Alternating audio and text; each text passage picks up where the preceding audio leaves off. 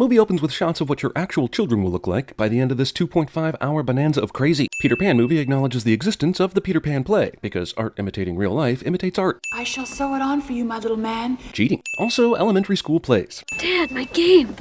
You promised. I even brought this baseball to the play to emphasize this point, just in case your workaholism acted up. I'll be there. My word is my bond. Unkeepable promise that signals there's no way he's making it to his kid's big game cliche. These two assholes reenact the Aaron Burr-Alexander Hamilton duel with dick-measuring cell phones. It's so amusing and wasteful of time.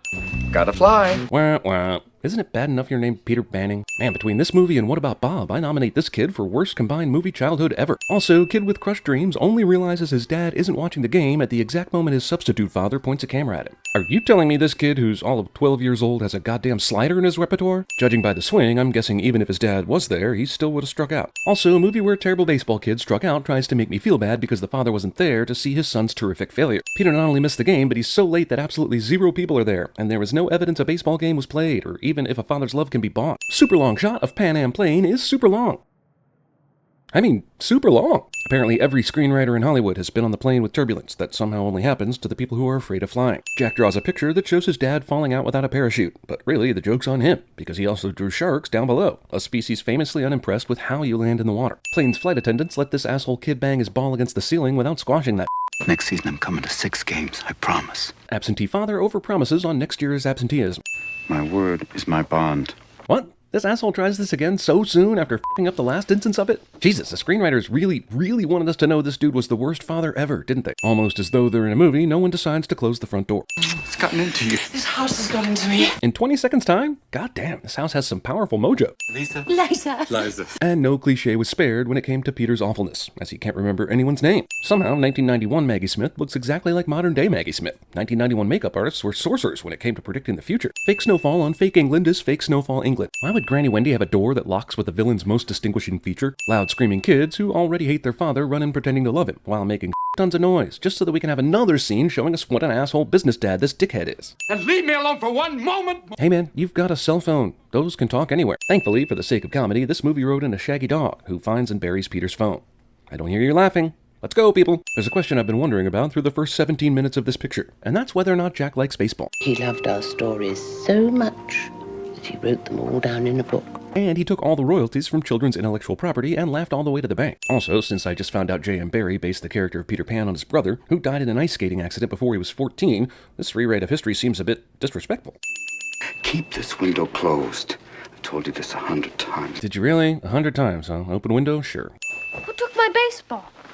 That mean, scary man at the window stole it. Kids have somehow already experienced characters from Neverland after being at the house for, I'm guessing, an hour. And those guys really like stealing baseballs and leaving for some reason. And Granny Wendy, the one person who would believe this, doesn't seem the least bit concerned. Is it not even 8 o'clock yet? Why is a kid this age going to bed before the next episode of Dinosaurs comes on? Dear nightlights, protect my sleeping babes. Granny knows everything about Neverland, prays to an earth god to protect her grandchildren. Isn't it funny that evil Neverland forces attack Granny Wendy's house on the very first night Peter's children are home alone while visiting there and are without a decent babysitter? Unless you're telling me Captain Hook had people staking out this real-world house for the last 30 years every single night just on the off chance Peter came back married with kids. Hook. Roll crit. Hook. Roll. Hook. Roll crit. Hook. Damn. Well, you know what we mean. If you have magic that can unlock hatches from the outside, why do you need all this ceremony about it? You all right? Does no one notice the window just opened and blew snow into the whole place? Is that in her mind? There's a guy closing the window later, so what the hell? Wendy experiences obvious Neverland people are here on regular Earth feelings, but still shrugs them off to continue her awards banquet, instead of instantly recognizing her grandchildren were in danger. Thank you, Nigel. Norman. God damn it, give up already. Movie decided not to show the exciting stuff while Granny Wendy got honored for things that have yet to make a dramatic impact. Casting Phil Collins as the detective is only going to make me think solving this case is against all odds. It's entirely possible that this whole thing is some kind of ridiculous prank. The f***ing walls are gashed and kids are missing! Never hire Phil Collins to do investigative work. It's time to tell you at last. Yes, now, and not, any time prior to his kids being kidnapped. Arranged for the adoption by my American parents, Hank and Jane Banning. Wow, that is some seriously clunky exposition. I just forgot 5 facts about geography that line had so much information in it. Oh, when I was young.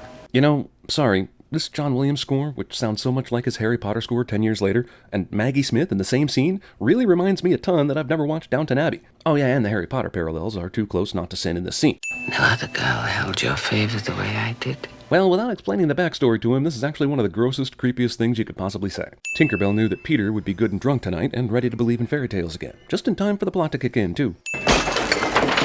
No one wakes up when Tinkerbell does this. In a house with 2 recently missing kids, you'd think folks would be more on edge. Yep, these special effects look exactly like an actor swinging at air and being pummeled by air. Don't worry, Robin, we'll fix it in post. Every time someone says, I do not believe in fairies, somewhere there's a fairy that falls down dead. Whoa, really dark ripoff of the Bell Rings Angel Wings thing from It's a Wonderful Life. I do not believe in fairies! This movie spends a lot of time on bullshit like this. No wonder it's 2.5 hours. Peter doesn't remember Neverland, so Tinkerbell straight up kidnaps him there to force him to remember. Because when your ultimate intentions are good, even kidnapping can be overlooked. 2 hour and 22-minute movie about Peter Pan takes until the 36-minute mark to even show our bored asses some Neverland. Jesus, Spielberg, what were you smoking on this one? Get back here. Why didn't she stop him before he left? Tinkerbell, showing more than enough strength to conquer these pirates with her bare hands, decides to go the Home Alone route while fighting pirates. Here comes Smee! Hookers. Movie gives us the kind of thing you might expect to precede the title screen 39 minutes into the film, which just feels awkward. Captain James! How? In a movie called Hook, it takes 40 minutes for the title character to show up. And this movie is clearly not about Hook. Maybe I'm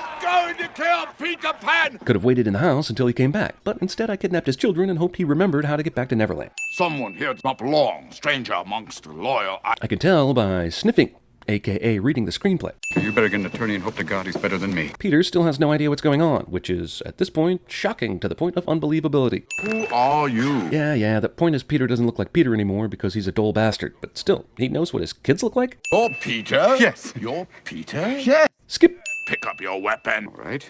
I am actively rooting for Hook to win this now. Fly up there and touch the outstretched fingers of your frightened children, and I'll set them free. If I'm Hook, how does this threat in any way benefit me? If he flies up there, I know I have Pan as my adversary. I can probably kill and capture him before he frees the kids. If he doesn't fly, how does this prove anything? Not flying up to save the kids could mean not Pan, but could also mean Pan but not ready to embrace it. Everything about Julia Roberts playing Tinkerbell in this movie screams, I did this between takes while filming Dying Young and Sleeping with the Enemy. Dumb pirates ex machina. Thank goodness for Peter, Neverland is like Skyfall, and there are happy mermaids all over the place to help him not die from a certain drowning normal people would die from. Part of Peter's learning how to save the day involves him kiss cheating on his wife with multiple underwater mermaids, because that's how moral men behave, of course. Also, slutty scuba mermaids. Actually, that's not a sin. I just wanted to say slutty scuba mermaids. How did the mermaids know to put Peter in a seashell that would take him up to this island where Tinkerbell is somehow sleeping? Is this movie like The Wizard of Oz, where everything that happens is real because it's your imagination, which means it's not really real, but it is, but it isn't? Also, the hell is Tinkerbell sleeping for? Wasn't she just on the Hook ship a minute ago? Ah, f*** it. Lost boys, wake up! What the hell for? You're just gonna leave Kiefer Sutherland at the altar for Jason Patrick again. Oh wait, I'm massively confused. Man, this movie is way more Newsies than I think it wanted to be. This is an insurance nightmare! Asshole who just said he believed everything a minute ago is now back to his dick self again because dicks. Meanwhile, where the f*** is Tinkerbell so she can tell all these kids that this is Peter Pan, even if he doesn't act like Peter Pan? Did she go take a nap again? Cheap ball shot for laughs. Boys, listen! You could have told the entire crew a minute ago and spared us this non-lethal, boring adventure scene, but now you're wasting time with these 2 rando kids while Peter is out in the open being attacked by the rest of the kids. Peter's Peter gets aggressively sniffed by a flower. This is a clear half-pipe that is also pretty clearly contained and easily escapable, yet Peter will run back and forth on it for several moments to create some kind of tension. What? When did he get on a skateboard? He climbed out of the natural half-pipe and screamed helmet a few seconds ago, but we never saw him encounter and climb aboard a damn skateboard. You are embarrassing me! Actually, no, the special effects are doing that job. Is this the official Peter Pan tester? How do you get that job? Oh, there you are, Peter. Oh, good. Can we start the movie now? Not to kill Pan when I had the chance. Good question. Just because you lament your mistake doesn't make it right. Hook and Smee have a Gene Hackman Superman map of the terrain, but somehow still haven't explored it all or found the Lost Boys. It's a scene like this that makes you wonder if you can even say it's all in Peter's head, because why would he be imagining the conversation between Hook and Smee in the captain's quarters? First thing tomorrow morning, we'll shoot some Indians out of Long Tom. That's racist. We could make the little buggers love you. The plot of this movie is now Captain Hook tries to make Peter's kids love him to get revenge. In real life, this stupid idea would get rejected by any respectable bad guy, but it was not rejected in Hollywood. Smee uses his own earwax to tighten up Hook's mustache, and I've just thrown up on my keyboard and one of my cats. Pan training. Also, doesn't this kill the whole idea of you can fly if you just believe, or if you have great imagination or something like that? You need to exercise? Granny Wendy is probably rolling in her grave. Jumping jacks are good for you! Now your face is turning blue. I think the jury is still out on the effectiveness of jumping jacks as an exercise, but regardless, a face turning blue is not a sign of workout progress, but rather of a man whose air supply has been cut off. Swing your arms around! on your back. Give yourself a heart attack. Lost Boys continue to encourage poor health. How does this help me get my kids back? It doesn't. Shut up. Lost Boys, who all understand flying is related to happy thoughts and not physical propulsion, still somehow inexplicably created this giant slingshot flight trainer that will in no way train a person to fly since it has no happy thoughts elements to its design. All you need is one happy thought, Peter. Seriously, Tinkerbell feels just as forced and fake as when Ed Wood got his wife chiropractor to finish the Bela Lugosi scenes from Plan 9 from Outer Space. Kids care about made-up grades provided by the evil ship captain that kidnapped them because the plot told them to. What did he go to your baseball game? How the ever-loving f*** do you know that? Is this just the movie's way of saying Hook is evil Peter somehow? Think of a way to run home, Jack! Run home! Terrible line of dialogue serves only to set up future terrible wordplay-based character development. Even though all the Lost Boy training we saw earlier had every Lost Boy serving as a spectator/humiliator, apparently Lost Boy training eventually gets to a place when the landscape is on fire, and the subject is entirely alone and void of Lost Boy mockery. All my favorite never foods. Our town bankrupt. Side character twins do everything in unison cliché. Yes, the movie did just try to earn a laugh through bodily gas expulsion. This is a Spielberg joint, y'all. You gotta expect the classy. Get your heart out, you prinkled, wrinkled, fat hag. Rufio and Peter will now exchange PG-friendly cut-downs for 2 minutes. Mother lover. Nearsighted gynecologist. Except those. Substitute chemistry teacher. Come on, Rufio, hit him back. These kids are suddenly swayed by an insult referencing an institutional profession they can't possibly comprehend or even ever heard of. Rufio! Rufio! Dude, trying to start the chant that is your own name? Don't be that guy, man.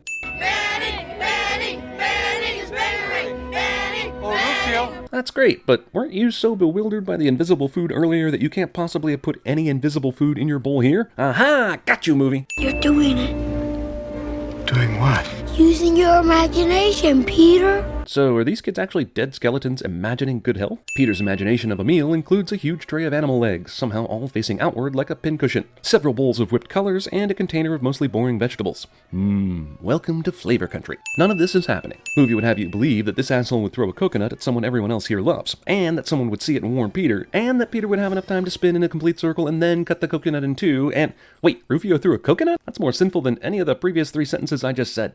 How the f*** did he clean these clothes after the imaginary food? Oh.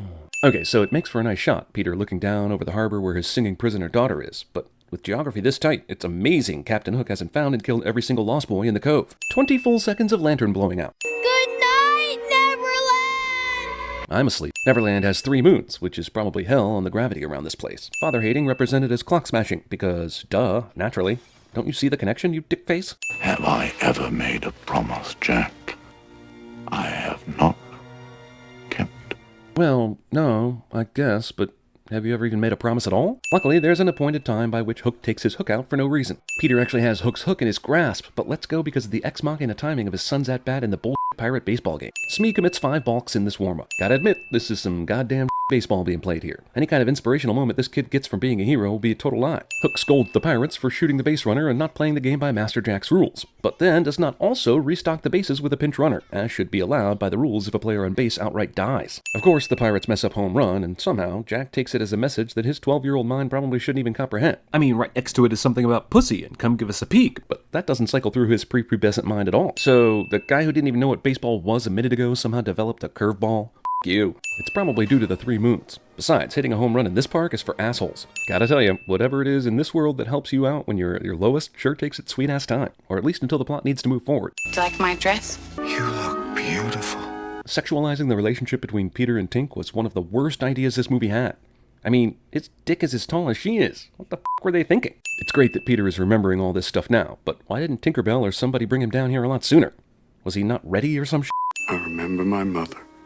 Not at that age, you don't. Terrible mother is goddamn f***ing awful at mothering. Also, when the baby was found, Tinkerbell basically said, "Hey, free baby," and took him off to Neverland instead of back to his mom. So I ran away. You did not run away. Your carriage drifted down a slope, and you're a goddamn baby crying in the rain. But whatever. Remember this shit however you need to in order to get your happy thought on so we can end this bitch, okay? Steven Spielberg would go on to do this very same scene in Catch Me If You Can 11 years later. Why are you crying? Holy shit. Discount future ex-girlfriend of Ben Affleck and Brad Pitt. I've seen young Wendy's boobs in another movie, and now I feel uncomfortable. Granny Wendy allows this to happen to her sleeping granddaughter. Peter suddenly decides, right after hearing Wendy is old, to settle down and fall in love, which is only slightly less shocking than the fact that Tinkerbell shows up right at that moment to witness the dude she loves kiss someone else. I can see why you have trouble finding a happy thought. So many sad memories, Peter. Including kissing your future wife. Terrible. Peter's flying alone, along with the film's soundtrack, somehow alert all the Lost Boys that they should stop what they're doing and look to the sky immediately. I'm glad the movie's main villain finally got his comeuppance. Oh wait, this is a way unnecessary dick move by Peter here. You're the Pan, everyone loves you. Do you still need to dick over Rufio right now? It's amazing how much of a dick you have to be in order to be Pan. Seeing Tinkerbell's apartment, which appears to be things from Peter Banning's pocket, makes me wonder what the f*** is going on. Peter Pan's got kids? Oh, Jesus. In remembering his Peter Pan-ness, he forgot his kids? Look what happened. Yeah, she actually had to be in the movie for once. You're humongous. 2.5-hour movie has time for enlarged, fairy, warped Cinderella bullshit third-party romance storyline. Jack and Maggie? Those people I literally couldn't remember less than 2 minutes ago? I love them. When it's all over, you'll leave and never come back again. Yes, Jesus, he just told you he loved his Earth family and not you. Are you still clinging to this never-existed romance? One confused baseball game and then, bam, Jack is in love with being Hook's protege. By the way, if this is actually all happening in Peter's mind because he was drinking, this is the strongest alcohol ever created, and I want some. And now for some of the most bloodless sword fighting ever put to film. Don't I know him? What the f***?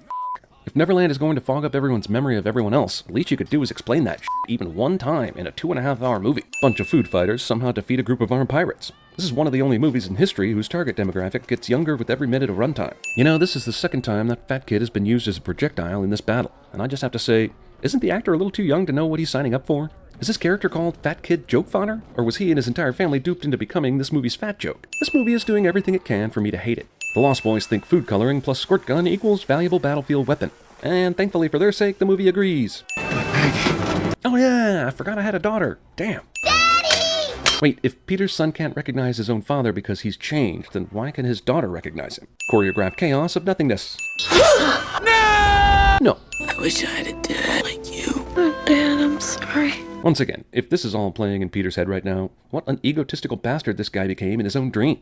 I'm surprised he didn't bang Julia Roberts while he was at it, while his wife looked on and encouraged it. Pan the Avenger. Oh, Jesus, not another Avenger. We already got way too many. Peter had to work really hard to remember how to imagine fake food and how to find a flight-worthy happy thought. But sword fighting, that's like riding a bike, obviously. Movie that spent 80% of its runtime on really boring emotional bullshit spends the final 20% on an even bullshit sword fight. If the events of this finale are to be believed, the plank Peter just tapped should be flying into Hook's balls right now. These kids wasted all their money on clocks when they have no food. He's just a mean old man without a mommy. Movie says people without mommies are, by rule, terrible people. I want you to take your ship and go. Will you wake up already? Does your mind actually have to banish Captain Hook before your own Hook-like tendencies go away in the real world? Hook not stabbing Peter here is a goddamn sin against logic. What happened to the clock attack? Steven Spielberg would shoot this exact scene 2 years later in Jurassic Park. No, I guess all that kidnapping really did go down then. What the f*** did we just watch? Hello. Movie really goes too far with the Wizard of Oz parallel. Why did the kids float into the bedroom but Peter ended up on the snowy street? Peter's human wife Maura doesn't really seem remotely weirded out by the crazy cousin literally floating off into the night sky.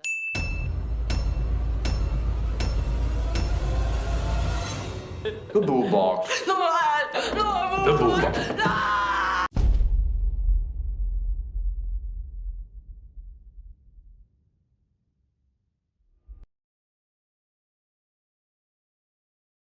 For a crook, Captain Hook. Judge, won't you throw the book? I hid this uncomfortable hunk of metal up my ass 2 years. I am the Green Fairy.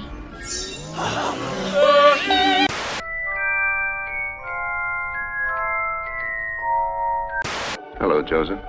Trouble? Looks like we'll have to send someone down. I've drowned and dreamed this moment. What is this? A center for ants!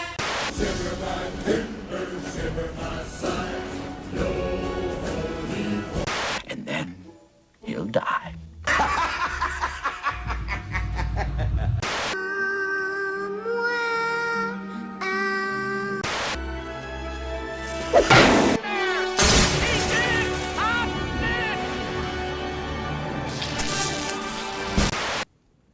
And I know that if you could stand now, you would express much better than I have. Captain, my captain. Your feelings of Sit down, Mr. Anderson. gratitude, Oh, Captain, my captain. appreciation, Mr. Overstreet, I warn you. Sit down. and warm feelings for this wonderful woman. Down. Sit down. All of you. I want you seated. Sit down. Leave, Mr. Keating. Thank you, boys.